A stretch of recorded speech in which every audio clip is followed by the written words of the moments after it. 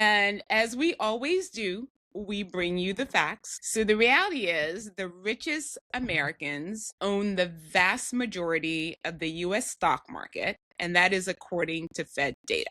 The top 10% of Americans hold 93% of all stocks, and this is the highest level ever recorded. And then there was this perception, at least especially during COVID, right, that there was a lot more participation in the market, right? The regular folks were more inclined to start investing, even if it was in small amounts. And certainly the platforms have made it accessible, right? It's much easier to actually place the trade, have an account. But clearly that's not moving the needle in any meaningful way. And the wealthy understand that the best returns, or some of the best returns to be had on their money, is by investing in the stock market. And then they have another thing that helps them tremendously is they have the benefit of getting wealth advice. The wealthy are playing and leveraging the markets. They are putting their money at work. I like to say that my money should be working harder than I work. And I can only, Yeah, that's the that's the goal. goal. I need sleep, but my equities don't. They They really don't. And I want to encourage you guys to not have lazy money. Lazy money does not serve you. You mentioned housing as well. Of course, housing is covered in the military. You can either stay on base or you can live off base and get a housing allowance. That's a big benefit because if you decided to purchase a home, you can get a mortgage, and basically the military is paying off your mortgage with the housing allowance. Mortgage. Yeah. Going to supersede what you put in your will, which a lot of people don't realize. There's been so many documented Yes. issues where people were like, well, I named this person in my will. That's great. But on your 401k was someone else. So you Yes. always want to make sure everything aligns with what your wishes are. So you can always put someone down now, and also a contingent beneficiary, which means a backup person or persons. You can always do that and change it at any point in time. Yeah. It's not set in stone. It says, according to the Path to Purchase Institute, so there's actually an institute out there that studies Americans' buying behaviors. 92% of Americans have made an impulse purchase at any given point. You might say, okay, well, 92, right? Okay, there's a little even more. To the point about the online shopping, right? Our survey found that 79% of in-store shoppers make an impulse purchase and 58% of online shoppers. So at least online, there was a little bit of buffer versus when you're in the store, but still 92% of us are making these impulse buys.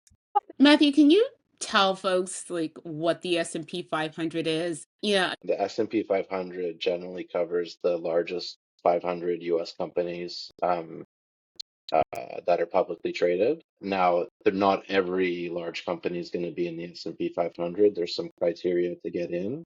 And the biggest thing that I think people miss about the S&P is that it's market cap weighted. It's not an equal weight. Yeah. You own 500 companies, which would be more than enough diversification, but not each company is 0.2% of the Yeah. index, right? Exactly. It's based on their market cap. So the big behemoths of investing, the Apples, the Yeah. Nvidia, the Amazon, they have an outsized weight on the index itself. So yeah, the Yeah. biggest stock, the top 10 right now. I am focused on meeting X goal, but it gets better. If you have specific check-ins with your, let's call this person your accountability partner or your accountability buddy, your chance of success, meaning that you actually will achieve that goal, increases to, take a guess, Tanya. Higher. Higher, 95%. Yeah. I mean, that is pretty much like a given that you will hit that goal just by having a regular check-in. It's pretty impressive. Risk is part of investing. That's why those who stick with their plan tend to get better returns over the long run. Just as a side note, since World War II, the S&P 500 has declined by 10% or more, so a correction defined as a 10% drop from the high, 24 different times. The next part I'm about to tell you is actually more important than that drop. The bull markets that followed those corrections are generally much stronger and last much longer. The 24 corrections took about 5 months before seeing the bottom. The recovery back to the same level, that same peak, took only about 4 months on average. And again, as a side note, you see one of these stock market corrections about every year, 1.2 years, every 1.2 years since about 1980. Pretty common, pretty normal, just part of investing. What you need to do is really stick to your plan. And women essentially retire with 30% less in wealth relative to men. Yep, that's true. Yeah, that's a pretty big number. It's a huge number.